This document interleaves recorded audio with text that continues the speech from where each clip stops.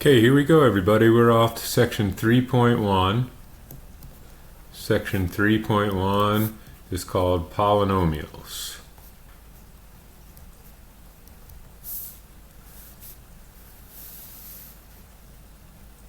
So let's first of all look at an example of a polynomial. So f of x equals 5x to the 8 plus 3x to the 5 minus 2x squared plus 7 is a polynomial. Okay, you're going to see that it has specific traits. So the first thing we have is that 5x to the 8, 3x to the 5, negative 2x squared, and 7 are what we call terms.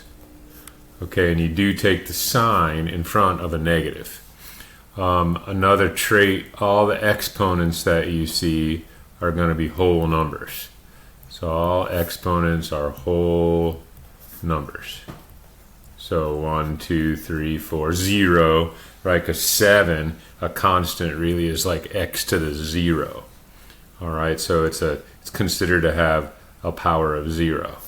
The highest power that you see in the problem is called the degree.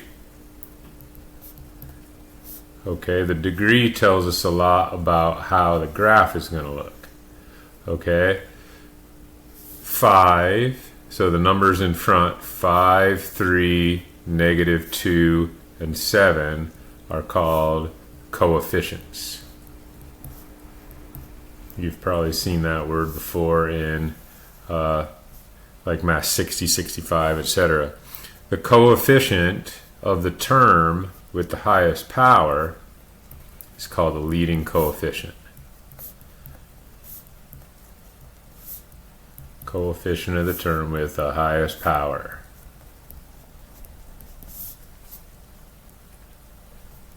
is the leading coefficient.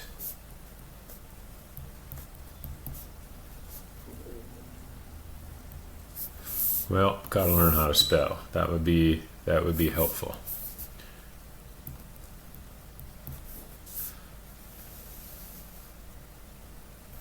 So in this example we have our degree is 8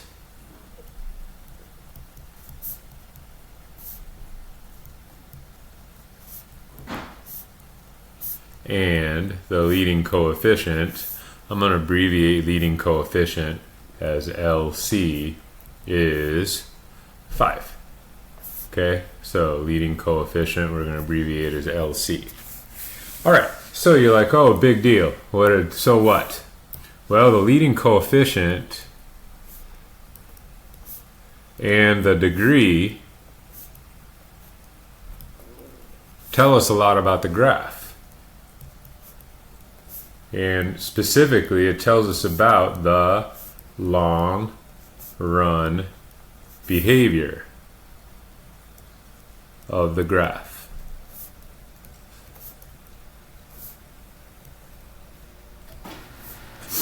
Alrighty, so we're going to break it down into four different what's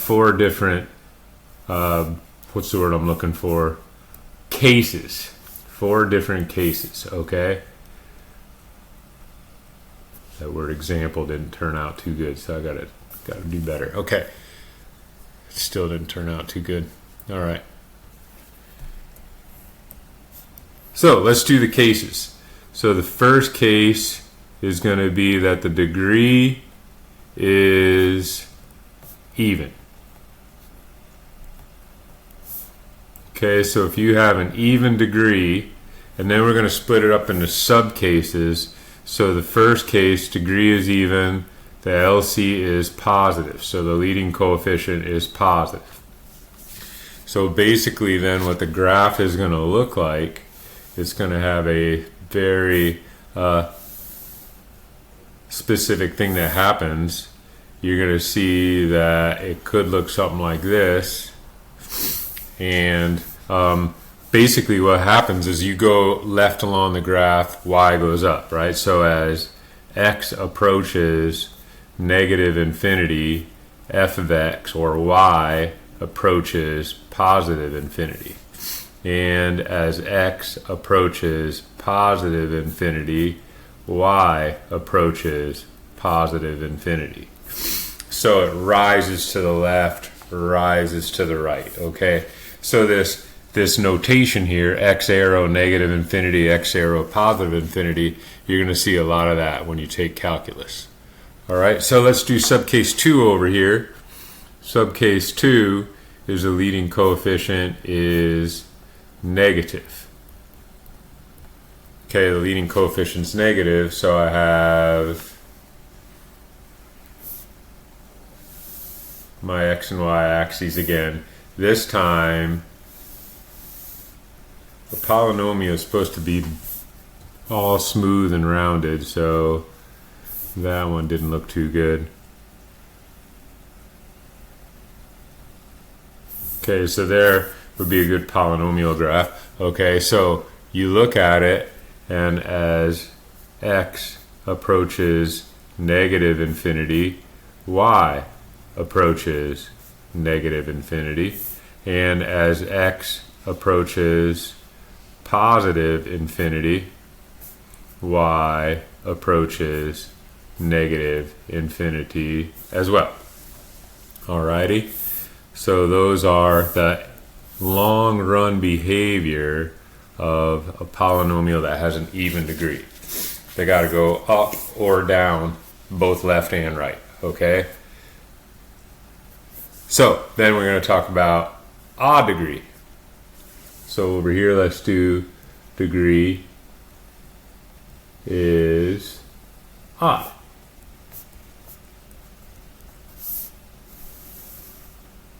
So subcase number 1, the LC is positive. So let's see what that may look like. Of course, there are an infinite number of polynomial graphs, so chances are your graph will not look exactly like this, but leading coefficient positive with an odd degree could look something like that. Okay, so basically what happens as x approaches negative infinity, y approaches negative infinity, and as x approaches positive infinity, y approaches positive infinity. So we could say that it falls to the left and rises to the right. Okay, leading coefficient negative, last subcase. So as you might predict, it's going to do the opposite of what you just saw in the graph up above. So here's your y-axis, here's your x-axis. So odd degree with leading coefficient negative could look something like that. Okay, and the way we would state that with our notation, as x approaches negative infinity, y approaches positive infinity, and as x approaches positive infinity, y approaches negative infinity. Okay, so there we have the cases for polynomials and long run behavior. Sometimes you hear it called end behavior. Okay. All right, here we go. So let's do some examples, see what we're dealing with in this section. So we have this first example. F of x equals negative 3x to the 8 plus 7x to the 5 plus 7. They want you to discuss the long run behavior, end behavior. Okay, so we need to figure out what the degree is. So the degree is going to be 8. Then we got to figure out what the leading coefficient is. Leading coefficient is negative 3. So I'm going out on a limb, hopefully it's not too shaky, 8, everybody, you should know it's an even number, and you should know that -3 is a negative number. So I have an even degree, negative leading coefficient. You go up to your little chart, figure out what the case is, and it looks like the lower left case as we look at that chart. So as x approaches -infinity, y approaches -infinity, and as x approaches +infinity, y also approaches -infinity. And you can for sure get on your Desmos, throw that in there, and you can figure it out that way too. Okay, let's do another one. How about this one? This one is different because it gives it to you in factored form. So we have 2 times x plus 7 to the third times x minus 3 squared times x plus 1 squared. So you look at that and you're like, okay, I see an x, an x, an x, so the degree is 3. But that's not entirely true, because what you have going is you got those binomials raised to powers, right? So if I were to expand x plus 7 to the third power, I'm going to end up with an x to the third. And if I expand x minus 3 to the second, I'm going to end up with an x to the second. And if I expand x plus 1 to the second, I'm going to end up with an x to the second. Then when those guys get multiplied together, I'm going to end up with an x to the 7. And then that 2 is going to be the leading coefficient. So the degree here is actually 7, and then the leading coefficient is 2. So 7 is an odd number, 2 is a positive number. So you look at your little chart of end run behavior, long run behavior, and you see as x approaches -infinity, f of x also approaches -infinity, and as x approaches +infinity, f of x approaches +infinity. Okay, so you just copy down what you saw on your chart. All right, so some other things that happen with polynomials, that tells us about degree and leading coefficient. Some other things that happen with polynomials start with this right here. A polynomial that has degree of n can have at most n minus 1 turning points. Like, what do you mean by turning points?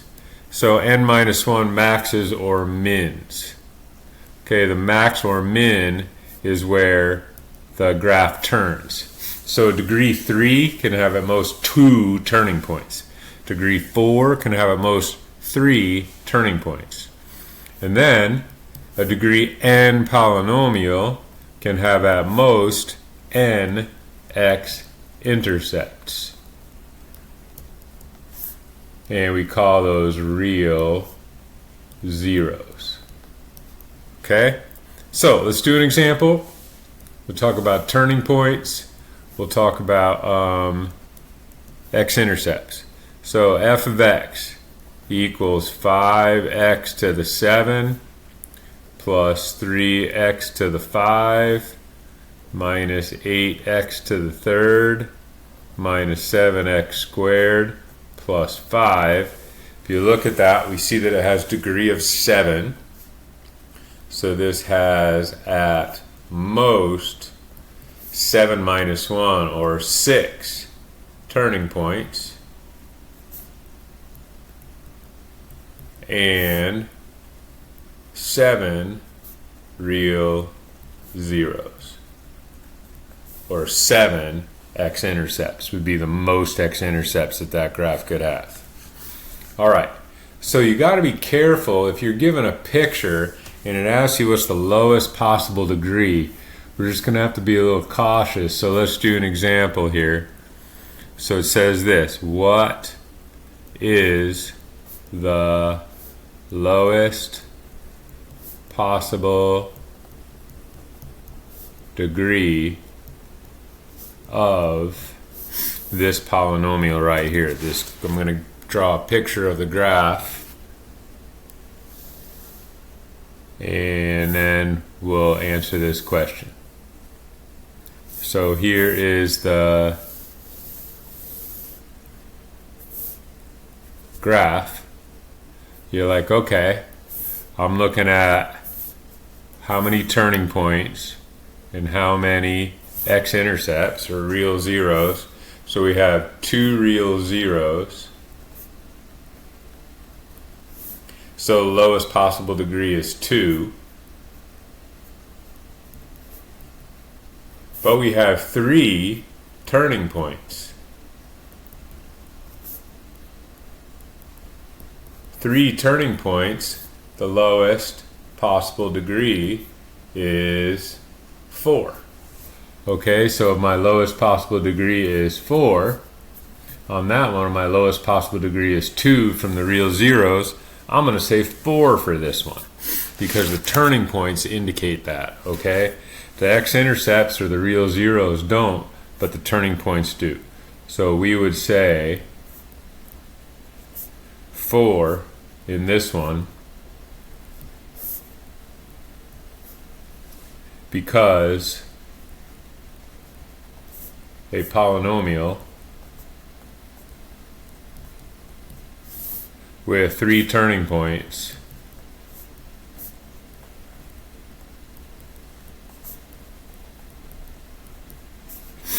has to be at least degree 4.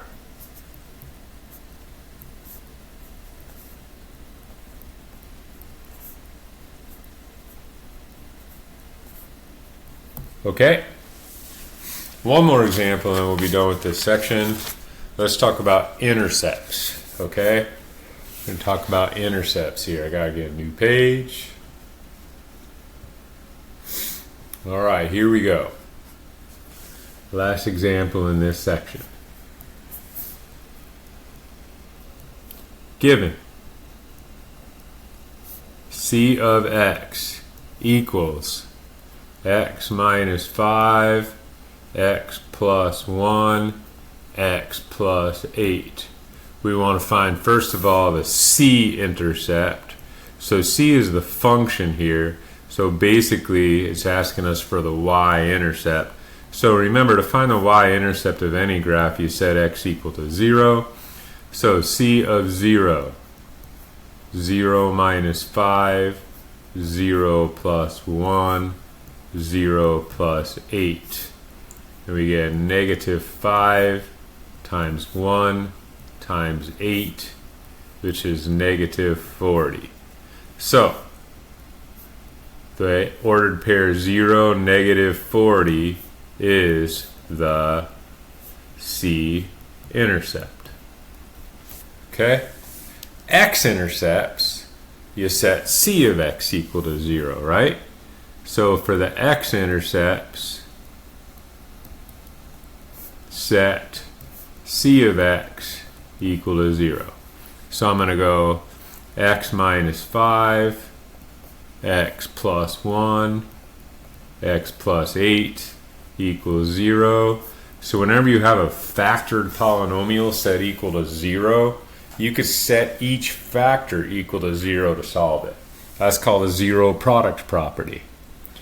Okay, so x minus 5 equals 0, x plus 1 equals 0, x plus 8 equals 0. Zero product property. Call that ZPP for short. Okay, x minus 5 equals 0, we get x equals 5. X plus 1 equals 0, we get x equals negative 1. X plus 8 equals to 0, we get x equals negative 8. So our 3 x-intercepts are 5, 0, negative 1, 0, and negative 8, 0 are the x-intercepts. And that is section 3.1, y'all. So I hope that was some good notes, and we'll catch you in 3.2.